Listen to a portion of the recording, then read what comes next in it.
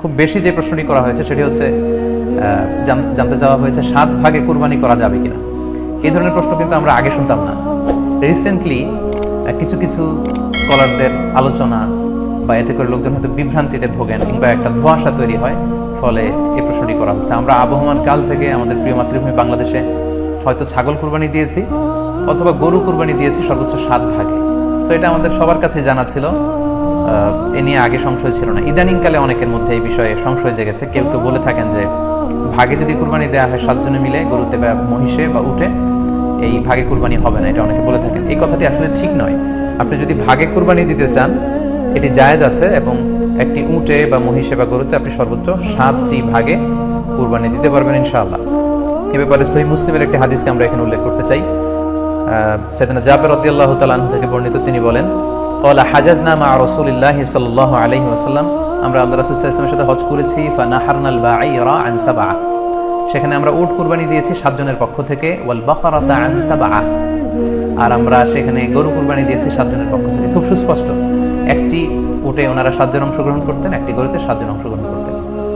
তো এই হাদিসের আলোকে অনেকে বলে থাকেন যে এটি হজের সময়, সফরের সময়, কিন্তু মুকিম অবস্থায় 7 ভাগে দেওয়া যায় না। আসলে এই কথাটিও ঠিক নয়, কারণ সুনানে আবু দাউদের আরেকটি হাদিসে এসেছে যেখানে আল্লাহ রাসূল সাল্লাল্লাহু আলাইহি ওয়াসাল্লাম সুস্পষ্ট বলেছেন, সেখানে হজ বা কোনো সফরের উল্লেখ নেই। সেটা হচ্ছে জেনারেল স্টেটমেন্ট, অর্থাৎ আল বাকারাতু আন সাবআ, গরুতে সর্বোচ্চ 7 অংশ দিয়ে কুরবানি দেওয়া যায়।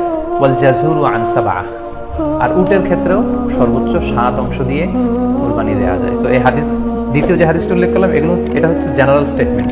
সেখানে সফর মুকিম কোনো কথা বলা হয়নি। ইন জেনারেলি বলা হয়েছে যে উটে 7 ভাগ দেওয়া যায়, গরুতে 7 ভাগ দেওয়া যায়। সো আমরা যারা ভাগে কুরবানি দিচ্ছি 7 জন মিলে একটি গরু, আপনারা নিঃসন্দেহে সানন্দ চিত্তে নিশ্চিন্তে কুরবানি দিতে পারেন। সহিহ হাদিসের আলোকে এটি সাব্যস্ত, এতে কোনো সমস্যা নেই ইনশাআল্লাহ। তবে ভাগে কুরবানিতে কিংবা যৌথ কুরবানিতে কয়েকটি বিষয় আমাদেরকে খেয়াল রাখতে হবে। নাম্বার 1 হচ্ছে নিয়ত। আপনাদের ইন্টেনশনটা ক্লিয়ার হতে হবে। প্রত্যেকেরই যাতে একই ইন্টেনশন থাকে, সবারই যাতে ইন্টেনশন থাকে যে শুধুমাত্র আল্লাহ তাআলার সন্তুষ্টির জন্য আমরা এই কুরবানি দিচ্ছি।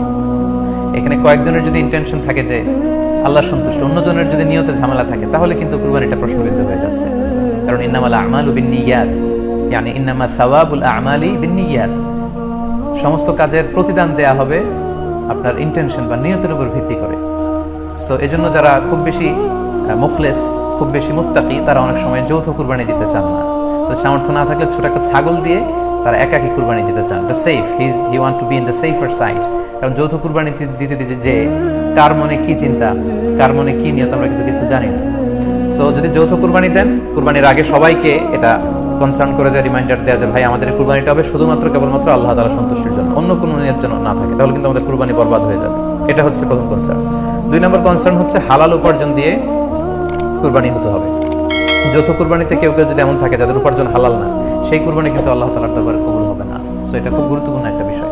আরেকটা হচ্ছে লৌকিকতা। লৌকিকতা যদি থাকে তাহলেও কুরবানি কবুল হবে না। যৌথ কুরবানিতে কারো যদি এটা থাকে যে আমার গরুটা সবচেয়ে বড়, আমাদের গরুটা এলাকার সবচেয়ে বড় গরু, এবং সবাইকে বলে বেড়াচ্ছে যে এইবার গরুটা সবচেয়ে বড় হয়েছে, আমার চেয়ে বড় গরু কেউ দিতে পারে না এই এলাকায়, তো এই জাতীয় যদি লৌকিকতা প্রবণতা কারোর মধ্যে থাকে, তাহলেও কিন্তু তার কুরবানি কবুল হবে না। সো যৌথ কুরবানি যদি আপনারা দিতে চান, এই বিষয়গুলো আমাদেরকে খেয়াল রাখতে হবে।